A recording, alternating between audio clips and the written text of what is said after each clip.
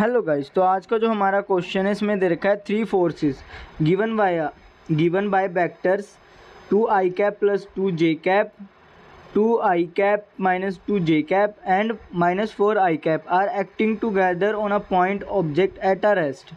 The object move along the direction. तो guys यहाँ पे हमें तीन फोर्सेस दे रखी है वेक्टर फॉर्म में और उनके हमें फोर्सेस बता भी दी गई कितनी है। ठीक है, तो हमसे पूछ रखा है कि ऑब्जेक्ट पे अगर ये तीनों फोर्सेस लग रही हैं तो हमारा ऑब्जेक्ट है वो किस डायरेक्शन में मूव करेगा, और यहाँ पे हमें चार ऑप्शन दे रखे हैं।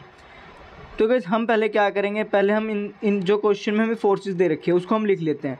तो जो हमारी वेक्टर F1 फोर्स दे रखी है वो दे रखी है 2i cap plus 2j cap, और वेक्टर F2 फोर्स हमें दे रखी है 2i cap minus 2j cap, और हमें वेक्टर F3 फोर्स दे रखी है माइनस 4i कैप।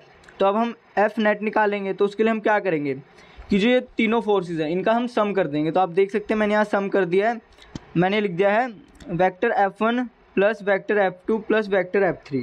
F1 की जगह लिख दिया हमने, वेक्टर F1 की जगह हमने लिख दिया है 2i cap plus 2j cap, और वेक्टर F2 की जगह हमने लिख दिया है 2i cap minus 2j cap, और वेक्टर F3 की जगह हमने लिख दिया है माइनस 4i कैप। तो अब इस पूरे को सॉल्व करके आप देख सकते हैं कि जो हमारा F नेट आ रहा है ना, वेक्टर F नेट, वो आ रहा है 0। इसका मतलब क्या होगा कि ऑब्जेक्ट हमारा किसी भी डायरेक्शन में मूव नहीं करेगा।